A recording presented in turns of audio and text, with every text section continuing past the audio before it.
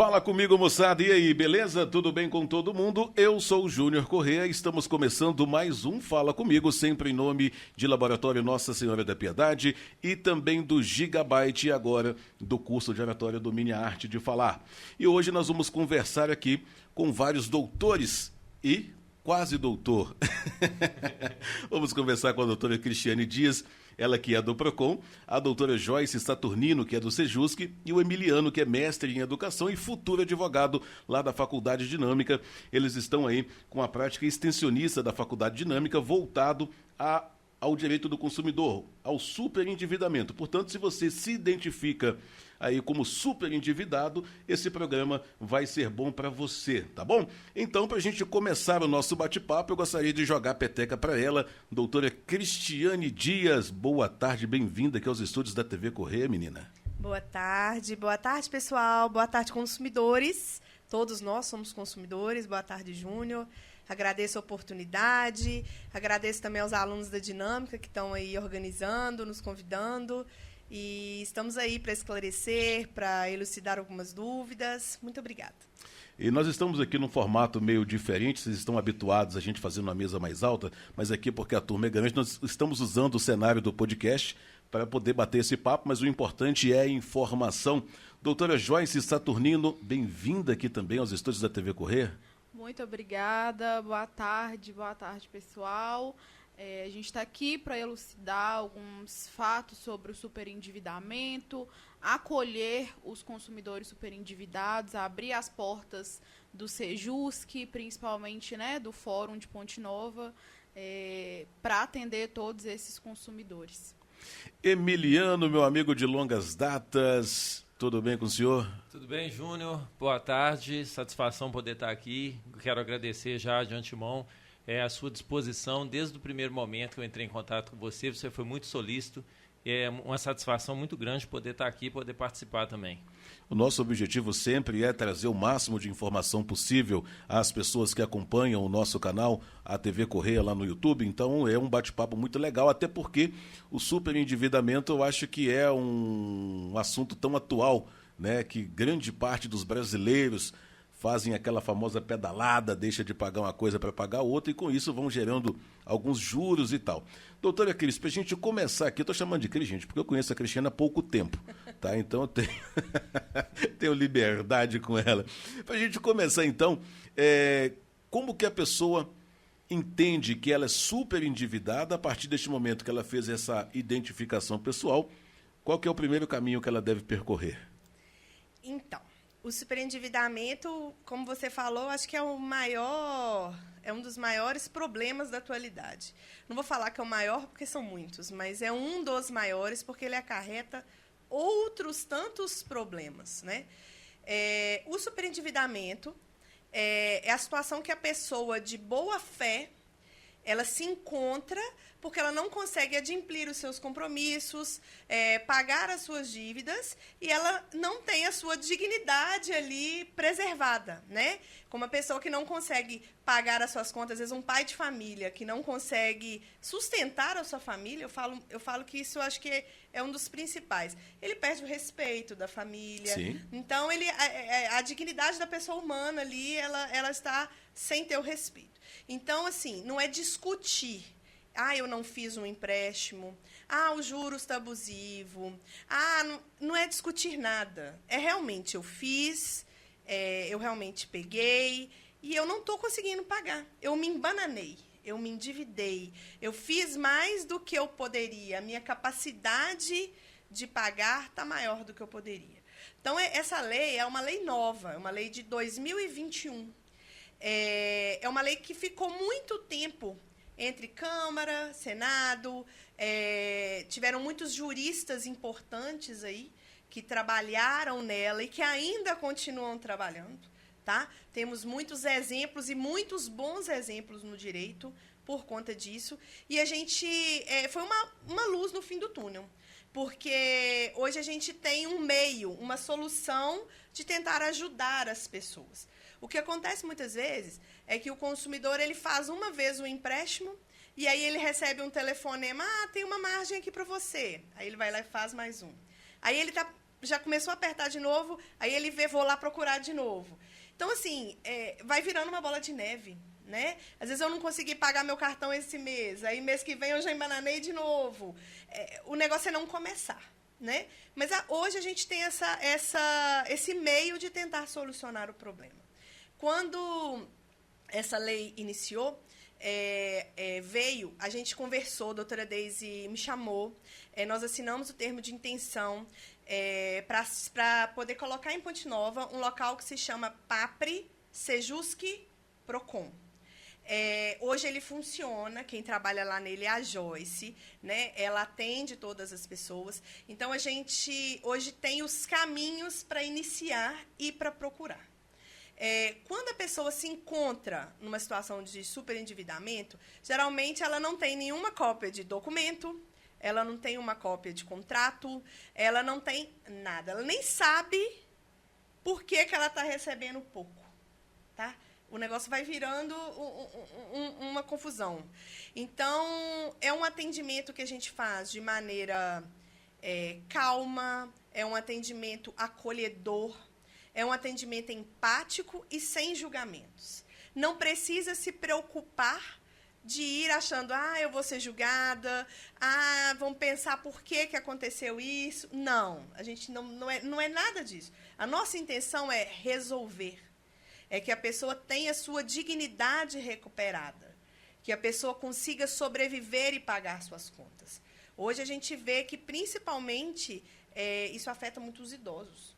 Já ia até te perguntar sobre isso, porque quando você falou ali dos empréstimos e tal, e os idosos são público-alvo dos bancos, e os profissionais que estão ali são treinados a entrarem na mente dos idosos, que acabam aceitando até, às vezes, sem nem saber que está fazendo o empréstimo, ele assina um documento ou ouve a informação pelo telefone e acaba concordando ali. Então, hoje, os idosos, ele é esse perfil mais endividado? Vocês conseguem ter essa avaliação? Sim, inclusive, quando começou o projeto, foram o alvo, né? O nosso...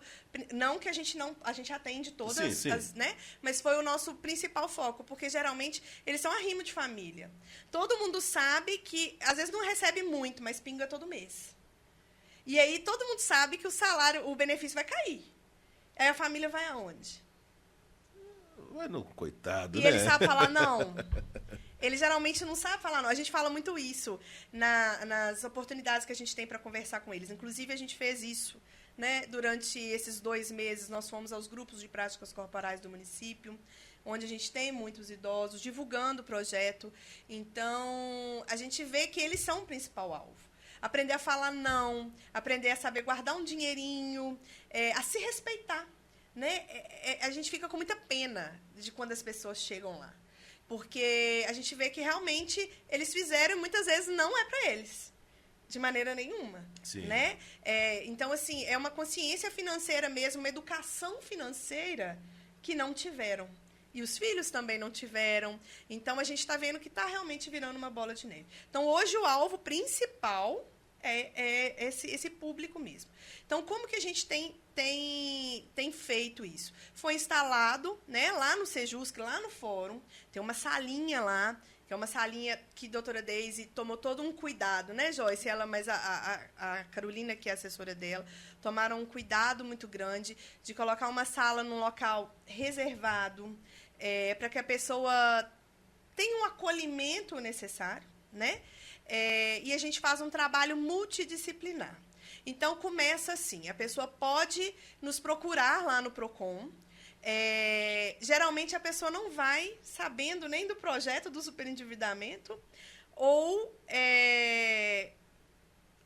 querendo algo nesse sentido. A conversa geralmente inicia assim. Eu vim renegociar uma dívida de cartão de crédito, ou renegociar uma dívida porque eu não estou conseguindo pagar. E aí, na hora que a gente começa a conversar com a pessoa, por isso que é um atendimento com calma, com toda tranquilidade e empatia que o assunto merece. E aí a pessoa começa a contar que realmente ela se encontra numa situação muito difícil, que tem outras dívidas. A gente vai perguntando para ver se ela vai se enquadrar ou não. Não é qualquer um, não é eu chegar e falar, estou endividado e quero mas participar. qual que é esse perfil, então? Quanto eu tenho que estar devendo para eu poder me encaixar nesse projeto? Não falo quanto, assim, em valores, mas quantos % do meu salário Pode falar, eu Joyce. preciso dever para eu encaixar nisso aí? Doutora Joyce, vai lá. Vamos lá. Então, ainda tem essa divergência nos estudos, né, nas jurisprudências, tribunais, ainda tem esse questionamento em relação à lei. A lei não estabelece uma porcentagem fixa, visando o mínimo existencial, que é aquilo que a gente fala que a pessoa precisa para sobreviver. Luz, água, aluguel, nos casos em que a pessoa precisa arcar com essa conta, alimentação. Então, a porcentagem é a suficiente para a pessoa conseguir viver tranquilamente, conseguir pagar as contas de subsistência, não tem uma porcentagem fixa. Então, como que a gente faz para analisar se a pessoa se encaixa no perfil de superendividado ou se tem outros caminhos a seguirem, por exemplo, uma negociação apartada, uma negociação somente com uma dívida específica. Para o perfil do superendividado, ele precisa estar com as contas, quitar as contas mensais. Então, eu sempre analiso os comprovantes de despesa e a receita da pessoa. E aí a gente faz uma média. Eu tenho de contas fixas mensais que eu preciso para viver, para sobreviver, R$800. Só que eu estou recebendo 950. Então, provavelmente, uma dívida de R$300 bancária, ela não vai conseguir arcar. Sim. Aí que entra esse perfil do superendividado. Então, a gente analisa subjetivamente cada consumidor, por isso esse atendimento mais calmo, mais sigiloso, para que a pessoa possa se abrir mesmo em questão das dívidas, qual o valor líquido que está devendo, e a gente só consegue tirar da pessoa aos poucos. Igual a Cris comentou, a pessoa não chega falando que está devendo R$10.000. Primeiro, ela vai lembrando de uma conta que fez na farmácia que está 1.000, a do banco que é 5.000, da loja que ela comprou um produto que está devendo mais 3.000. Então, a gente vai juntando esse quebra-cabeça e conseguindo, aos poucos, verificar se a pessoa encaixa ou não no perfil do superendividado. Porque, na verdade, Júnior, quando a lei veio e foi feito um decreto, né, regulamentador, esse decreto previa o valor fixo de R$330. Eram 300 e alguma coisa, isso mesmo. E aí, posteriormente, esse decreto foi alterado para que o mínimo existencial fosse o valor de R$600. Então, aqui em Ponte Nova, né, esse projeto nosso que a gente está trabalhando,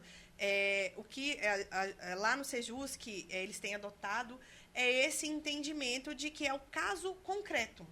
Porque a gente pensa, primeiramente, que uma pessoa endividada é só aquela que recebe um salário mínimo. Mas não. A gente recebe pessoas com poder aquisitivo bom e que estão completamente endividadas. Mas eu conversei com o empresário sobre isso, ele falou assim, todo mundo deve, o que muda é o tamanho da dívida. Sim, então, para o assalariado dever R$1.000 é muita coisa, mas eu devo 100.000. Sim. Então, também é um endividado, né? Sim, então o entendimento, né, adotado aqui, lá no Sejusc, é esse, do caso concreto. Porque a gente recebe, sim, pessoas que têm, a maioria, né, que são pessoas que têm um poder aquisitivo mais baixo, mas nós recebemos também pessoas que têm uma condição financeira bem mais alta. Então não é exclusivo para baixa renda. Não. É de acordo com o caso concreto. Né? E assim, é analisado muito, por isso que a necessidade, é esse o entendimento que elas utilizam lá, para poder fazer realmente individualizado.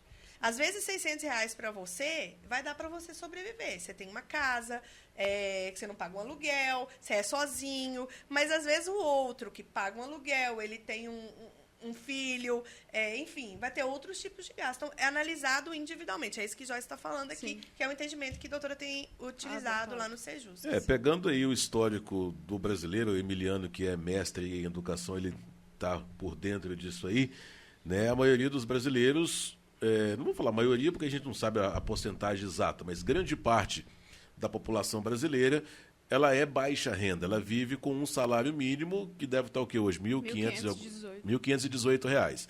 E se você estabelecer a quantidade mínima para uma pessoa sozinha sobreviver, vai estar na casa aí desses 600 e poucos reais. Mas vamos entender que esse cara, esse arrimo de família, né, ele ganha os 1.518, mas tem uma filha, tem uma esposa que não está trabalhando, enfim. Então já aumenta a necessidade per capita ali da família. Então, tendo essa lógica, eu acho que grande parte é endividado. Sim. Só que chega um momento também que a pessoa, pelo tanto que ela ganha, pelo tanto que ela precisa para sobreviver, eu acho que nem um mínimo ali ela consegue pagar. Nesses casos específicos, vocês conseguem negociar com a empresa e diminuir o máximo possível da parcela para a pessoa pagar? Não é individualizado. É isso. Não é uma negociação individualizada. Sim. A audiência que a gente faz dentro do projeto de superendividamento, que a lei resguarda e estabelece, é uma audiência global, com todos os credores. Por isso a necessidade de saber todas as dívidas da pessoa. Então, a gente faz uma audiência global com todos os credores e a gente tenta, de forma amigável, claro, entrar em acordo. Olha, essa parcela de 300, o consumidor não consegue arcar mais. O plano de pagamento, que é feito por uma especialista, né, por uma contadora. A gente tem a parceria também com a Sala Mineira, que faz que ajuda a gente, faz esse plano de pagamento, que é uma proposta com base na lei para que as parcelas sejam reajustadas na realidade do consumidor. Então, a parcela de 300, hoje em dia, ele não consegue arcar mais. Mas ele vai fazer o esforço para arcar com 90. Que aí ele vai conseguir pagar os 90 dessa nova parcela, mais os 30 da parcela do outro credor. Então, a gente tenta fazer esse acordo amigável. A taxa de acordo é legal, mas a gente tem a possibilidade dos credores não aceitarem o acordo. Já ia te perguntar isso, como que é a aceitação das empresas sobre isso, porque eu tive um problema, inclusive, na pandemia com o banco. Eu troquei o meu carro e menos de um ano depois veio a pandemia. Então, eu tinha optado por pagar uma prestação mais alta para pagar em menos tempo. E, do nada, vem a pandemia, eu trabalhando com comunicação começo a perder contratos, comecei a pagar o carro com o valor que eu tinha guardado no banco, acabou esse valor, eu entrei no cheque especial e tentando negociar com o banco, falei assim, eu não consigo mais pagar, pega meu histórico aí, eu nunca atrasei a prestação, já tem 2 parcelas atrasadas. Vamos renegociar essa dívida? A mulher do banco simplesmente falou assim, a gente não mexe em contrato feito. O que eu tive que fazer? Conseguir uma outra pessoa, refinanciar o carro para não perder tudo que eu já tinha pago. Então, um carro que custava, na época, 35 mil, sai para mim por mais de 200 mil reais, colocando em juros. Então, já era para ter terminado de pagar esse carro há pelo menos 3 anos, terminei de pagar esse ano. Sim. Porque o banco não aceitou negociar nem durante a pandemia. Então, como que é a aceitação? Vocês conseguem fazer essa avaliação que grande parte das empresas topam esse acordo, até porque é mais negócio receber um pouquinho de cada vez do que não receber nada também, né? Sim. Igual a Cris falou, a gente tem essa parceria do Sejusc com o Procon. Então, muitas demandas o Procon mesmo consegue resolver com o banco. Entra em contato inicialmente, tenta uma proposta de acordo. Se a gente vê que a proposta de acordo é viável para o consumidor mesmo fala, sim, consigo arcar, já finaliza lá no Procon e já termina. Em casos em que isso não é possível, a gente faz essa audiência global, tem esse aceite considerável nas propostas de acordo, e quando não tem a proposta aceita pelo consumidor, está muito acima do que a contadora fez a questão dos juros, do valor das parcelas, a gente orienta o consumidor a procurar a Defensoria Pública, que é mais uma parceira do projeto, para entrar com o processo de repactuação de dívida. Nesse processo de repactuação de dívida, o plano de pagamento, que é o documento que a contadora fez para o consumidor, é imposto para que o banco... É compulsório. É imposto para que o banco aceite de uma forma a beneficiar o consumidor. Então, o consumidor não fica à mercê 100%. A gente tenta a conciliação global, a audiência global no setor pré-processual, antes de entrar com o processo. Se não for possível lograr êxito, a gente encaminha essa pessoa para a Defensoria Pública para entrar com o processo de repactuação de dívida. Nós falamos aqui do PROCON, falamos do Sejusc, mas também a Faculdade Dinâmica está diretamente envolvida nesse projeto. O Emiliano é um estudante de Direito lá da Faculdade Dinâmica. Eu queria que você falasse a sua visão aí como futuro advogado e qual que é a importância da Faculdade Dinâmica nesse processo, até como vários braços ali, porque são vários estudantes, né? Então, a faculdade, Júnior, ela entende que é importante ela estar envolvida com a sociedade e trazendo benefícios para a sociedade, né? Então, o objetivo da prática extensionista ela é justamente nos colocar como alunos também nessa condição de estar tendo esse contato com a sociedade, né?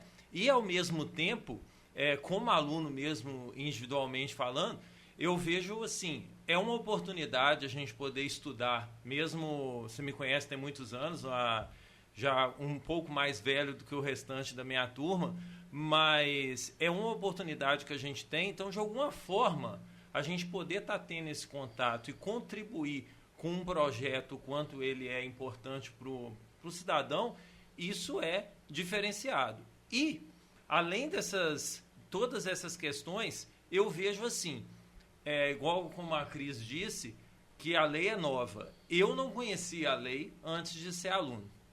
Então, assim, eu acredito que a grande maioria das pessoas também não conheçam, que não estão cursando direito. E a gente vê pelo trabalho que a Joyce, né, disse, a Cris está fazendo, o quanto que isso pode ajudar todo mundo. E quanto mais a gente poder deixar mais pessoas cientes disso, melhor para todo mundo, né?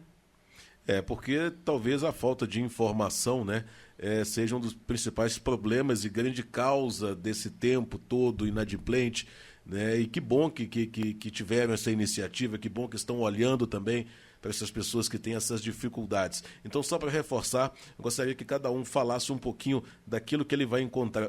Na verdade, é um atendimento único, cada um faz... Não, então, é um atendimento multidisciplinar. Se você procurar o PROCON ou se você procurar o Sejusc, os caminhos são os mesmos e você é atendido da mesma maneira. Ou nós faremos os encaminhamentos quando necessário, ou a Joyce vai nos encaminhar. Então, de qualquer maneira, pode procurar um dos dois. Mas tem caso específico que é o PROCON quem vai resolver, tem caso específico que é o Sejusc. Se for algo não relacionado ao superendividamento, a acordos individuais, tanto o PROCON quanto o Sejusc fazem isso individualmente. Então, o Sejusc, ele trata relações de consumo e relações cíveis, né? Eles tratam tudo isso. O PROCON são as relações de consumo. O PROCON, ele é municipal. Então, o PROCON ele é competente para atender o quê? O consumidor residente em Ponte Nova ou quando o fornecedor for situado no município. Já o Sejusc, como ele é da comarca de Ponte Nova, sim, né? Sim. Então, são, acho que 9 cidades, salvo engano. Sim. Acho que Acaiaca, Oratórios, Amparo de Serra... Barra Longa, Guaraciaba, vai estar Santa Cruz. Amparo de Serra, você já falou? Acho que são, mais ou menos isso. Então, são todas as cidades da comarca de Ponte Nova podem ir diretamente no Sejusc. Agora, eu queria frisar uma coisa que a doutora sempre fala, né? Não é perdão de dívida. Não é chegar e achar que não precisa pagar. Né? Eu acho, a gente tem conversado muito sobre isso, porque a gente tem percorrido para divulgar o projeto. Né? O que o Emiliano falou é que semana passada nós tivemos na Dinâmica, né? Teve uma roda de conversa, todos os membros estiveram lá.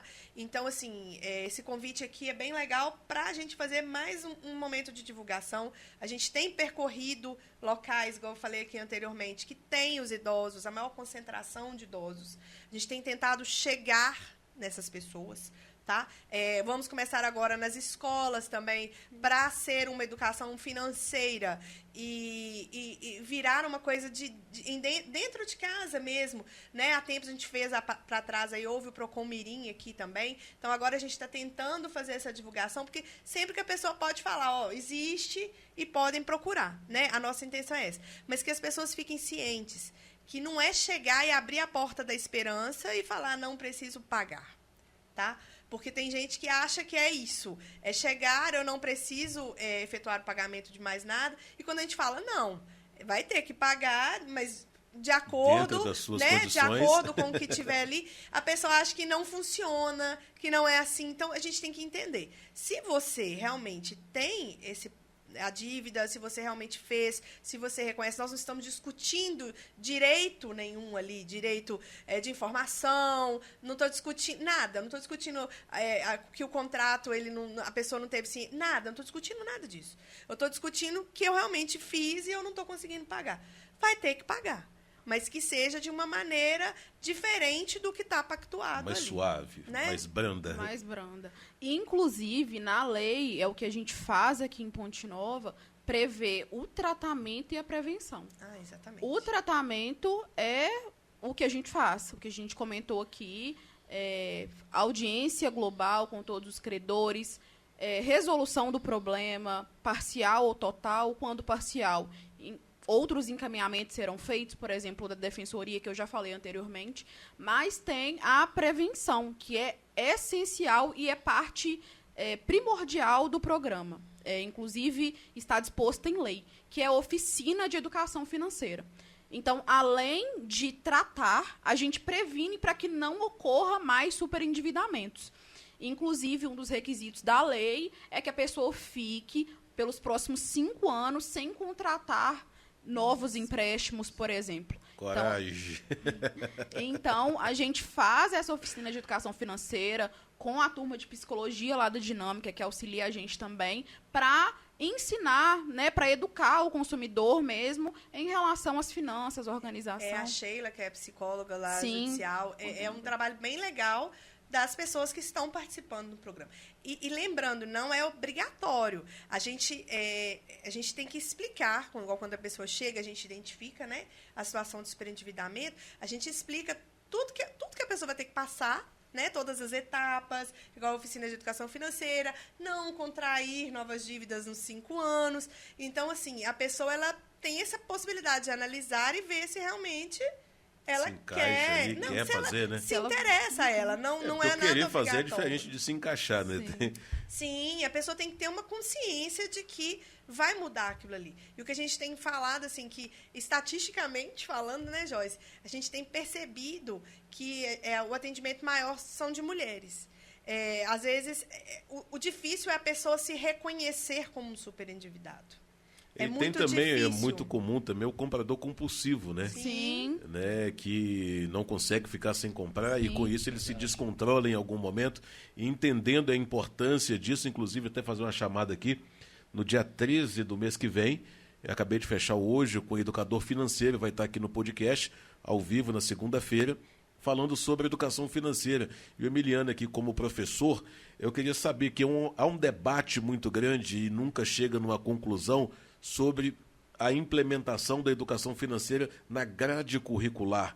Eu queria que você falasse a importância disso e qual que é a sua opinião sobre esse assunto. Então, quando a gente fala em grade curricular, é muito importante a gente entender que ela tem que estar o mais próximo da realidade do aluno, né? Então, quando a gente pensa nessa questão da educação financeira, nós, que com o passar dos anos a gente percebe como que a gente administrou a nossa vida e pela experiência que a gente vai pegando, a gente percebe que se a gente tivesse sido orientado melhor durante a época escolar, talvez a gente tivesse ou não passado por uma situação muito ruim, ou pelo menos de uma forma mais branda, vamos falar assim, né? Então eu vejo como educador mesmo a importância dessa inclusão na grade curricular, onde essas disciplinas, como tantas outras, para poder trazer esse jovem que futuramente ele vai ser, né, um pai de família, ele já está mais apto a poder lidar com as dívidas dele. Seria extremamente importante isso. E eu percebo que né, na nossa geração, eu falo que os pobres da nossa época eram diferentes dos pobres atuais. Verdade. Então a gente era pobre mesmo, de ter que usar roupa ganhada, né, de não ter... Hoje um pobre tem telefone novo, tem 2, 3 televisões em casa. Então é diferente. E quando a gente começou a pegar um pezinho de meia, trabalhando muito, normalmente, sem estudo, né, o 3º ano ali, e pronto, e a gente foi fazer faculdade já depois de adulto, porque não tinha condições financeiras de arcar com mais essa despesa. Então, quando a gente começou a pegar esse pezinho de meia, a possibilidade de você ter tudo aquilo que você não teve enquanto era criança, em algum momento começa a falar mais alto. Exatamente. Poxa, eu estou trabalhando tanto, é possível que eu não possa viajar? Ah, que adianta eu trabalhar tanto se eu não puder ter o telefone que eu quero? Só que, de repente, o telefone que você quer extrapola aquilo que você pode. Então, a diferença do querer e do poder. Por isso que eu acho que essa educação financeira é de grande valia nas escolas, para as crianças aprenderem a lidar com o dinheiro. Hoje, a minha filha, por exemplo, ela recebe uma mesada. Assim que pinga na conta, já acabou.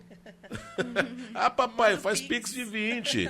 E ela entendeu que valor alto eu não dou, então ela pede 20 para baixo. Só que eu já saquei a estratégia dela. Ela pede 20 para baixo, mas todo dia. Então, no final da semana, dá um valor alto. E chegou um ponto que teve um mês, falei, uai, não deu para pagar minhas contas. Faltou R$200, que a gente só anda no limite também, né? Se der um espirro, saiu do limite e acabou. E eu entendi que fazer os luxos da minha filha me custou atrasar uma conta. E, a partir disso aí, várias outras pessoas fazendo seus próprios luxos ou suprindo as suas próprias necessidades, acabam extrapolando também esse limite, né? E tem até os influencers aí que o primo rico, o primo pobre, cada um tem uma visão diferente, né, de como guardar dinheiro. Um manda você parar de fazer tudo, o outro fala, não, você pode fazer, mas dentro da sua capacidade financeira, guardar um pouquinho. Mas hoje um pai de família, realmente, para guardar ali R$10 que seja, é muito difícil. Muito. A gente vê que a oferta de consumo é o tempo todo, né? Você entra no Instagram, você entra no Facebook, você tem acesso à informação o tempo todo. O tempo todo você está sendo bombardeado e influenciado. E nós somos influenciáveis, né? Está aí a importância também da educação para o consumo, para a gente entender até que ponto a gente pode ir. Né? Você é marqueteiro, aí, você trabalha com isso. Então, você sabe as estratégias todas para poder conseguir. Então, a gente vivencia e sofre muito isso na pele, porque está tudo muito fácil. A gente vê aí pessoas com uns carros bonitos, todo mundo quer uma casa bonita, né? Eu lembro que a primeira vez que eu comecei a fazer essas visitas e essas conversas com a terceira idade, principalmente nos grupos, foi a segunda vez que nós fomos agora. Dessa vez Joyce foi comigo e o Vitor, que é o estagiário lá da sala que fica no Procon, da Sala Mineira. A primeira vez que eu fui era véspera de Natal. E todas queriam uma airfryer. Era o sonho de consumo delas à época. E assim, quando você não tem o dinheiro, a vizinha comprou, o outro está te mostrando, você vai lá e faz um financiamento, porque é um carnê igual boleto de carro. E os juros altos também, né? Então, assim, o que a gente tem que entender é, com o dinheiro na mão, a gente consegue negociar muito mais fácil. A gente tem que aprender, eu falo isso muito para elas, a falar não. Porque é muito difícil a gente falar não para um neto, acredito eu. Né? Se a gente cede para um familiar. Para filho já é difícil, imagina né? Então, assim, a gente vê muito isso hoje. Muitos idosos se endividando por causa do neto. Porque o neto quer um celular do melhor. Então, assim, essa educação ela é importante até para isso. Né? Ela é importante em tudo, em todos os setores. Então, acho que divulgar esse projeto para a gente é importante. Obrigada, agradecer mais uma vez a sua oportunidade aqui, porque agradecer aos meninos da Dinâmica também do grupo de extensão, porque foi muito bacana a nossa roda de conversa, acho que rendeu bons frutos, todo mundo está um pouquinho mais consciente dos seus direitos e divulgando. Como fazer e o que fazer. Então, para a gente finalizar aqui o nosso bate-papo, eu gostaria que cada um falasse um pouquinho do seu setor. Doutora Joyce, falasse um pouquinho sobre o que é o Sejusc, quem é o público que o Sejusc atende hoje. Sim. O Sejusc é o Centro Judiciário de Solução de Conflitos e Cidadania, é pelo Tribunal de Justiça de Minas Gerais, então está instalado no Fórum. A gente atua fazendo com que as partes possam fazer acordos entre si. Então, a gente intermedia essa proposta de acordo feita entre as partes. A gente faz divórcios consensuais, reconhecimento de união estável, algum acordo entre lojas, bancos e pessoa física, Então, a gente atua de forma bem abrangente, a fim de que a pessoa, né, a pessoa física que nos procura, consiga ter um êxito em algum acordo. Então, a gente só faz essa intermediação e tem ali um respaldo jurídico, né, a homologação de um possível acordo logrado entre as partes. E se eu quiser saber se o Sejusc vai me atender, tem algum telefone de contato para eu mandar mensagem ou ligar? Tem sim. É o 319-8468-8995. E o PROCON, doutora Cristiane Dias, está no mesmo local ainda na Subidinha do Pito? Exatamente, o PROCON está no mesmo local, Rua Cantídio Drummond, número 66, no centro. Os atendimentos estão sendo previamente agendados, né? A gente tem tentado respeitar ao máximo o horário. As pessoas saem do trabalho, às vezes, saem de casa, para ter um horário bem certinho ali. E é previamente agendado através dos telefones 3817-4035 e 3817-2979. O horário de agendamento é de meio-dia às 18 e de atendimento meio-dia às 16. Então, a gente tenta fazer esse atendimento bem individualizado, bem com calma, com acolhimento. E o PROCON é municipal. Então, nós atendemos quando o consumidor reside em Ponte Nova e quando o fornecedor é situado no município. Então, outros casos, se for de outra cidade, dentro da comarca de Ponte Nova, né, Joyce? Aí pode procurar o Sejusc. Então, vamos falar do superendividamento, né, que é o que a gente está falando aqui. Se o consumidor for superendividado daqui de Ponte Nova, pode nos procurar diretamente, que a gente vai fazer todas as solicitações e os encaminhamentos. Se for de outra cidade, aí já pode ir diretamente ao Sejusc. De qualquer um dos dois que entrando por lá, pelo Sejusc ou pelo PROCON, pelo programa do superendividamento, os encaminhamentos serão os mesmos e o andamento será o mesmo. Ok. Emiliano, obrigado por ter vindo também, por ter, né, feito o contato aí para a gente bater esse papo aqui com um assunto muito importante. Obrigado, Júnior, pela oportunidade do seu espaço aqui para a gente poder falar sobre o assunto. Agradeço a Cris e a Joyce, porque desde o início do projeto elas são muito solistas com relação ao nosso trabalho, que já iniciou iniciou no primeiro semestre, né, sob a orientação do professor Marvin, e agora ele continua com a orientação da professora Milena. E vai seguir agora a gente fazendo visita nas escolas e também na Câmara Municipal, para a gente poder estar atingindo o maior número de pessoas possíveis, tá? Muito obrigado. Ok, se você que está aí assistindo a gente se entende como superendividado, de repente seja uma oportunidade para você resolver esse problema e voltar a ter a sua dignidade, a sua vida. E segurar a peteca também, não empolga mais não, né?